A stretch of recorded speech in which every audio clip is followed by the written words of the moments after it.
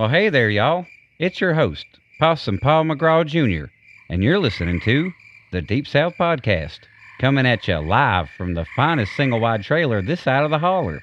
Now, some folks spend their weekends fishing, some go to church, some drink till they forget what year it is. Me?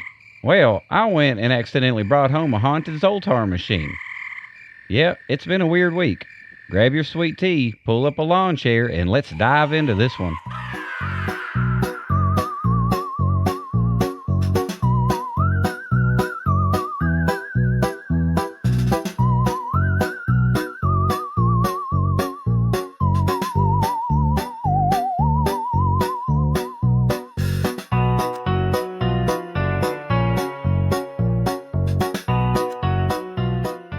Now, I was minding my own business, like always.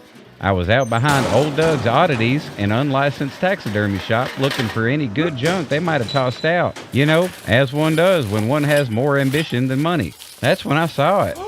Tucked up against the dumpster was a real-life, honest-to-goodness Zoltar fortune-telling machine. At least, that's what I thought at first. It had the big old glass box, the coin slot, the little animatronic figure inside. Only, it wasn't Zoltar sitting there. Nope, it was a big black dog. And I don't mean like a stuffed animal, I mean like a full-size dog head with glowing red eyes that blinked when it talked. And not the friendly kind of black dog either, more like the guarding the gates of hell on his lunch break kind of vibe. Well, hello there, friend, it said. Would you like your fortune told? Now, I ain't one to look a gift horse, or a creepy fortune dog, in the mouth. Somebody clearly threw this beauty away, and I figured, shoot, what a conversation piece for the trailer. So, I loaded it into my truck, tied it down with some extension cords and duct tape, and I took her home. First couple of days were great.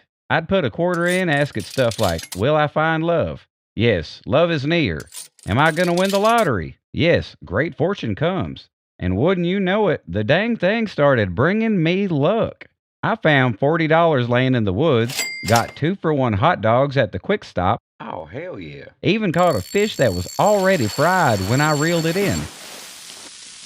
Things was going good. But then it started getting weird. The machine started asking me for stuff. First it said, can I borrow $20? Well, sure, I thought. It has been real good to me. I left a $20 bill slid in the coin slot. Then it asked for a cigarette. Next thing I know, it's sitting there puffing away inside the glass box like it's on break from the factory. Well, then it wanted to use my phone. Talked on it for like 3 hours. I ain't sure who it was talking to, but I checked my call log and now I'm apparently subscribed to 3 separate magazine sweepstakes in Eastern Europe. Battery dead. Next day, it wanted a ride into town. I ain't even sure where it went. Left me waiting in the truck for 2 hours while it disappeared inside the bingo hall. But then I noticed my luck starting to turn. That $40 I found turned out to be counterfeit. The fried fish, full of worms. And that 2-for-1 hot dog deal? Man, I got food poisoning so bad I was seeing angels. But every time I thought about telling it no, I felt bad. After all, it had been real good to me at first. Then came the kicker. On the way home from its latest errand, my truck ran out of gas. I had been sitting there idling for so long waiting on it that I burned through half a tank. I sat on the side of the road staring at that machine sitting in my passenger seat, and I had myself a little heart-to-heart. It said, haha, well, this is awkward.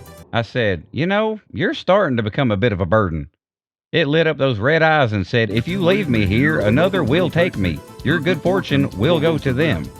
And I'll admit, for a second, that worked on me. Being me, instead of just leaving it, I heaved that sucker up onto my back and started walking the 5 miles back to the trailer park. Because I'm an idiot. And folks, let me tell you, carrying a 6-foot possessed vending machine uphill builds character. And back pain. Now I'm about a quarter mile from the park, and who do I see coming out of the woods? That's right, Natalie. Illuminati demon girl, savior of my life on multiple occasions, and woman of my dreams. She stops and just watches me for a second, her eyes glowing faintly in the dim light. Natalie goes, why are you carrying a Black Shuck around, Pa? I huffed, shifting the machine on my back. Black what? This is a Zoltar machine. Found it behind Doug's shop. free fortune teller. Been bringing me good luck. She just side-eyed me while I listed off all the good luck I'd had. $40 found in the woods, the fried fish that practically jumped into my frying pan, the 2-for-1 hot dogs that seemed like a blessing at the time. But as I kept talking, her expression did not change. It was like she was patiently watching a man hang himself with his own words. The more I spoke, the more my brain finally started clicking. The $40 was fake, the fish was rotten on the inside, the hot dogs led to me praying to the porcelain gods for 2 days. And right about then, it hit me like a brick. This wasn't luck. This was a setup. The kind where the house always wins, and I was the house's favorite sucker. So finally, I slowed down and I said, now that I say it out loud, it sounds less than good. Natalie nodded. Yeah, Pa, that ain't a Zoltar. It's a Black Shuck, old English folklore creature. Kind of like a spectral black dog. Sometimes they show up as omens of death, but others are more sneaky. They feed on people's goodwill, latch on to you for little favors until you're so wrapped up in doing things for them that you don't even notice your life falling apart. Omens of what? And that's when I started to panic, y'all. I tried to run, but the damn thing was still on my back. I'm bouncing through the woods like a possum with a lawn chair strapped on its back. This dang thing whispering in my ear, don't leave me, you need me, I bring luck, don't be stupid. Natalie sighs and as calm as ever raises her hand. The air shimmered around her, her mask glowing. Suddenly, whoop, she shrunk that entire curse machine down into a tiny little keychain-sized version of itself. I stood there panting, holding the tiny thing in my hand. Dang, Nat, I said. I gotta admit, this is kinda cute now. Might even hang it from my rearview mirror. Be a nice conversation starter for future bad decisions. She just stared at me. Don't talk to it. I chuckled, sticking it in my pocket. Maybe Gerald will like the company. Well, folks, it's that special time again. Every letter today is printed on these little fortune cards just like that creepy Black Shuck machine I hauled home. I don't know if this is a prank or a bad omen, but we're reading them anyway. It's Redneck Mail Time, y'all. Redneck Mail Time. It's time for Redneck Mail Time. Yee-haw, Redneck Mail Time. Letter number 1 comes from Tammy down in Tennessee. She asked, Pa, I bought a haunted skee-ball machine that whispers my social security number at night. Should I be concerned? Well, Tammy, yeah, I think you ought to be mighty concerned. If your skee-ball machine knows your social security number, that means one of two things. Either it's possessed by some kind of data-hungry demon with a real keen interest in identity theft, or the IRS has gotten a whole lot more creative and creepy than I ever imagined. Either way, that machine's got no business whispering your private info at night. First thing you do is unplug it and put a hefty layer of duct tape over its mouth, just for your own peace of mind. Then, burn some sage, sprinkle some salt, call your credit monitoring service, and maybe even get Natalie to throw a quick demon-binding charm on it if she's got time. Ain't no skee-ball prize worth losing your credit score over. Letter number 2 comes from Jimmy down in Florida. He asked, Pa, my cousin got a cursed stuffed bear claw machine. Every time you win a prize, it asks for a favor. We've done like 8 favors so far. How do we break the cycle? Jimmy, you and your cousin done stepped into one of them favor feeding loops. These kinds of cursed machines are sneaky. They get you feeling like you're just being polite or generous, but every little favor is another hook in you. The more you give, the harder it is to stop.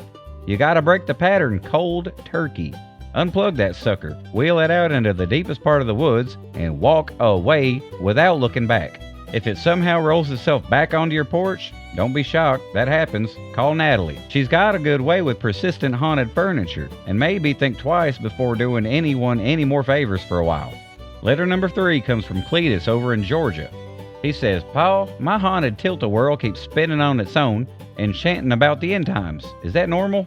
Cletus, son, I gotta say, normal ain't really the word that I would use. If your tilt-a-whirl's preaching the end times while spinning itself into a frenzy, that's got all the hallmarks of an old traveling carnival spirit that never made peace with its last county fair. You're dealing with a restless ride demon. If bingo balls with Bible verses start popping out, or it starts glowing green, I'd recommend packing up and moving at least 2 counties over. And for heaven's sake, do not accept any free funnel cake from it. That's how they rope you back in. Letter number 4 was written anonymously. It says, Pa, I found a singing fish plaque at a yard sale that refuses to stop singing Don't Fear the Reaper. It's been 3 weeks.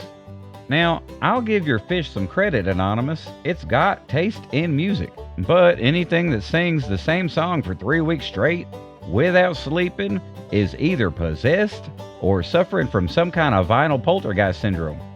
The first step is to unplug it and see if it keeps singing. If it does, you're dealing with a free-floating spirit that's latched onto your fishy friend. Natalie's got a little charm she uses for musical hauntings. She calls it the quieting. If that don't work, you can always wrap it up, stick it under your neighbor's porch, and let them enjoy its fine selection of classic rock. Letter number 5 comes from the Possum Council. It says, Paw, do you think you might be cursed? You find an awful lot of these things.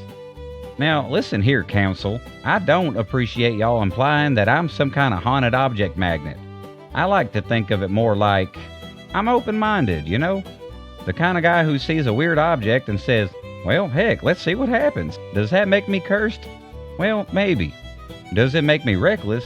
Definitely. But I got Natalie watching my back, Sergeant Grit's on patrol, and a whole crew of loyal possums ready to warn me if something's growing fangs behind the shed. So, yeah, maybe I'm cursed, but I am prepared. So, what did I learn this week? Well, just 'cause something offers you good luck don't mean it's got your best interest at heart. Sometimes you gotta stop being so dang polite to creepy robot dogs behind dumpsters. If your fortune teller starts asking for gas money and smoking in your living room, you ain't dealing with no regular machine. And more importantly, sometimes it's real nice having a demon girlfriend who can shrink your problems down to keychain size. Thanks for tuning in, y'all. I'm your host, Possum Paw McGraw Jr., and you've been listening to the DeepSouth Podcast. Y'all be safe out there and stay weird.